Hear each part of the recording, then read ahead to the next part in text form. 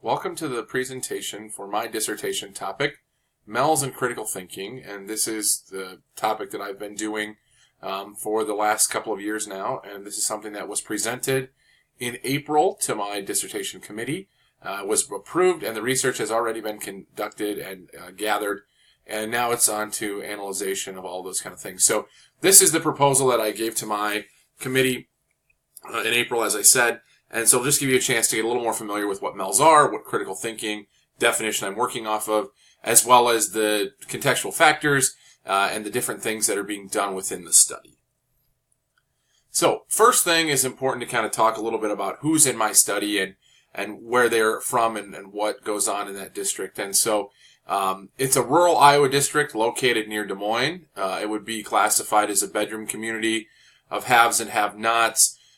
There's very few middle-class students in the school I worked in, and when you think about it, you typically have some kind of bell-shaped curve when you look at socioeconomic status among students and their families in rural districts. You tend to have a few on the real low end of that, you have a few on the real high end, and you have a lot of middle class.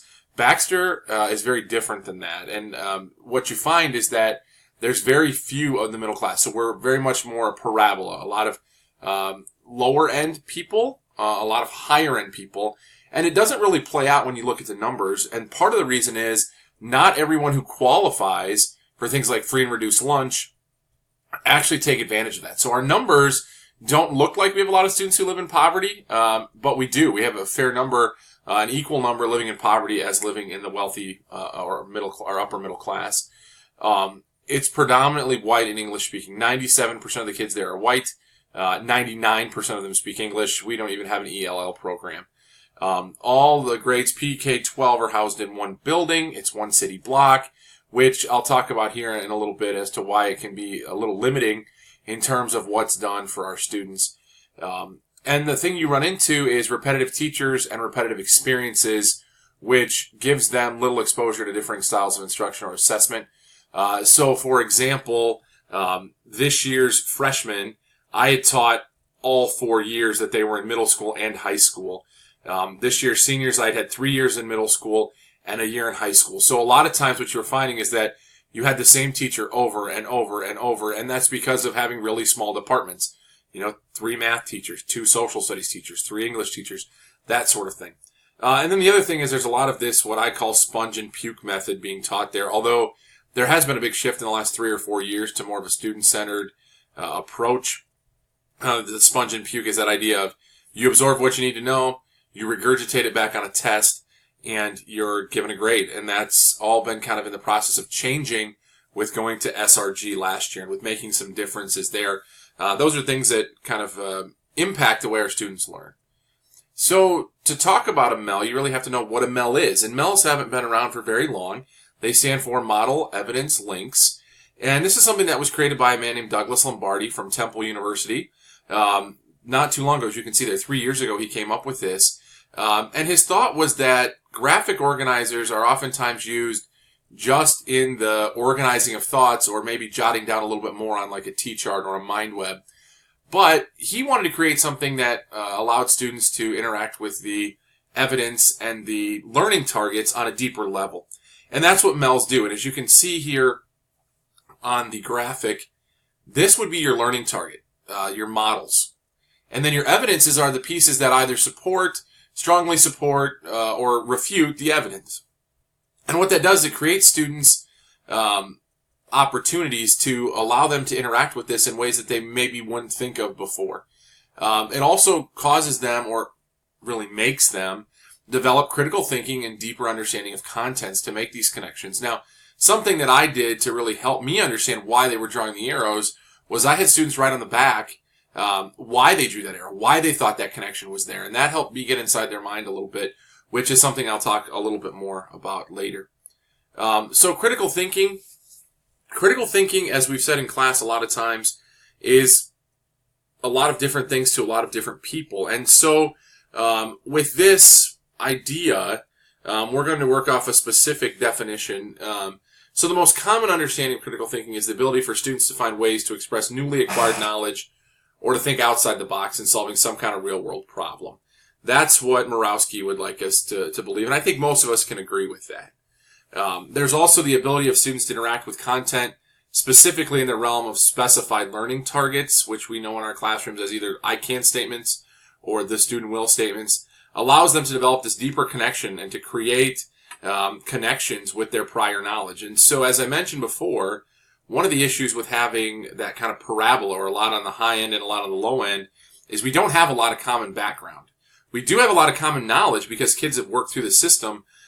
We also have a large number of students who are open enrolled. 25% of the students came from outside districts. So again, that can cause problems. So really, when you're having to make these deeper connections, in times you did have to teach the prior knowledge to make sure everyone was kind of on the same page. So the problem with graphic organizers in general is that at the secondary level, we assume that students know how to use them. We assume students know how to research and analyze and find specific evidences, and the reality is they don't. They're never taught that. We just expect them to learn that through middle school and through early high school. And so we also assume that the ability to make educated and informed decisions, especially when presented with all of this evidence that's out there in social studies, is something that they know how to do. And it's not. It's really a difficult thing for them to do. So there's massive amounts of evidence that we throw at kids on a daily basis, that they find on a daily basis, especially with access to the internet and to researching online.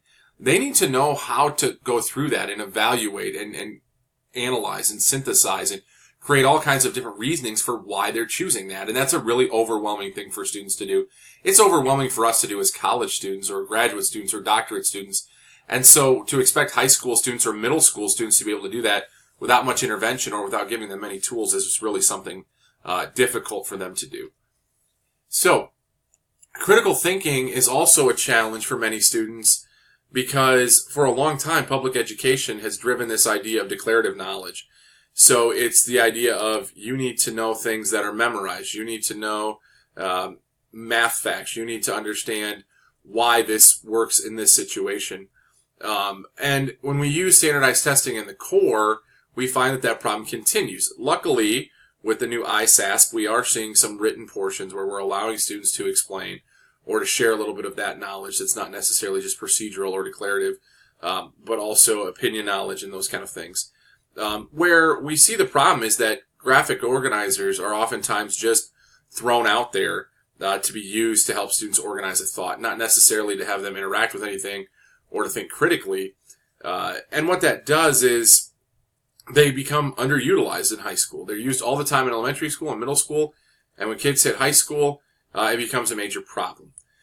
So as you can see, that little side note there says, when utilized, which is rare, graphic organizers are simple, thought organizing tools, not critical developing things. So that's something that we're trying to change with the MELs. So some previous research, there's a lot of it out there, especially graphic organizers. However, there's very little on how it relates to students and the writing of open-ended responses.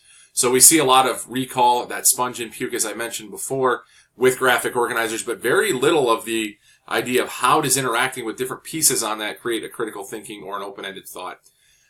MELs have very little research done outside of what Lombardi and his colleagues did, and theirs was all done in the science field. And so to be able to adapt that to the social studies realm is something that hasn't been done before. And so that's what we're looking to do with this study.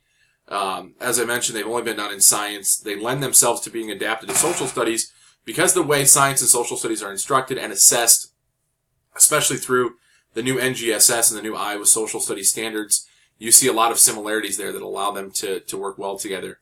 And what we're looking for is that also in previous research, open-ended, well-supported written responses are important in understanding what students make between their connection of the content, their knowledge, and the evidences in which they learn.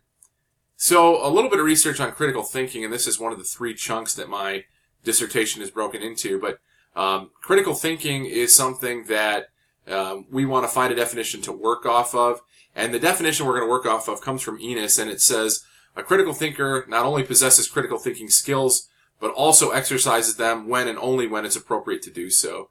So it's that idea of critical thinking and using it to critically appraise an array of already produced arguments, It's the ability to simply understand information is no longer enough for students to be successful. So we're working off of the definition that you have to be able to make critical choices, have critical understanding of things.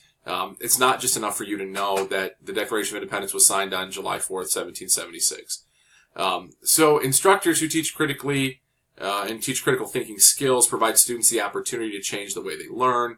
And then you can see some older research from Passmore that talk about one can have sophisticated critical thinking skills without being a critical thinker. Now, that's the idea of students being able to be exposed to higher level things, but not necessarily think critically with them. And that would say is probably the older stuff. I tend to lean more towards the Lombardi and Enos and kind of their thoughts on, critical thinking is not only the ability to think about something in multiple ways, but to apply it as well. The graphic organizer research, like I said, there's a lot out there. And obviously some of that information is really true when you find that students who spend more time with their graphic organizers tend to do better, especially when it's a recall assessment. Students use graphic organizers in ways that are retrievable for study. So you think about things like flowcharts or mind webs or even something like a KWL chart that allows students to really create these connections in their mind.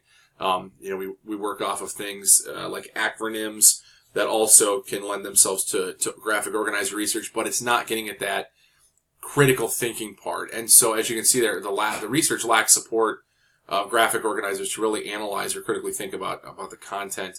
And there's just so much out there, as we've talked about before. And like Lombardi said, it's not just enough anymore to simply recall it. There has to be something more. There's that missing link that MELS hit towards. Here's the MEL research, and like I said, that was conducted by mainly Lombardi and his colleagues. And so what it really does is it forces students to actively engage with the evidence and examine and analyze. So Bloom's taxonomy, those higher levels of Bloom's. But what you also find is that there's other types of critical thinking out there. It's not just Bloom's. As educators, we're drilled and impressed that it's Bloom, Bloom, Bloom, Bloom. And really what we find is that if you start to look at other people like Enos or Passmore, there's more to that thought of critical thinking in education than just what we've heard with Bloom's. Bloom's a great starting point. It's great for education. It's great for teachers. Sometimes we have to move beyond that to find some of the things that we're finding, just sort of like the learning theories. We're finding that we sometimes say, well, a student's a visual learner or they're an auditory learner. Really, they're not. I mean, that's kind of some research that's been done lately as well, that these MELs really get at, that there needs to be multiple types of stimulation for a student to be able to learn things, and that's where the MELs come into play. Again, here we can see what the MEL looks like, and it talks about the ability to adapt this research and materials really lends itself well to the C3 framework for social studies, and that's looking at critical thinking. So the C3 framework looks at college careers and civic life preparedness for students to go out and do really well in the real world situation. And this is something that we're seeing pushed a lot within the social studies instruction and the new social studies core. So here are my research questions, and actually the top question there my committee has thrown out. So we just have gone with the second and third questions. So what impact does the use of MELs have on students' critical thinking? And how does teaching MELs aimed at creating content and causal relationships affect student performance on assessment containing open-ended critical thinking questions? So methodology, 55 total students between two courses, which are 4 classes. There's 22 world history students ranging from 14 to 16, and 33 economic students who range from 17 to 18. 19 of the 55 are open enrolled. Students have limited exposure to graphic organizers and no experience with the MELs. Critical thinking instruction and activities have been at a minimum, but it's growing, mainly because, like I said, I've had these students for many years, and I've been big on pushing that critical thinking aspect. Instruction and assessment has begun to change with the implementation of standards reference grading, like I mentioned before. Materials, you have the MELs, the specific learning targets, the inter-rater reliability, rubric, which is something that we're using. I'm using our guidance counselor who was formerly a social studies teacher as my inter-rater. So that's ready to go as well. So we'll start with the procedure.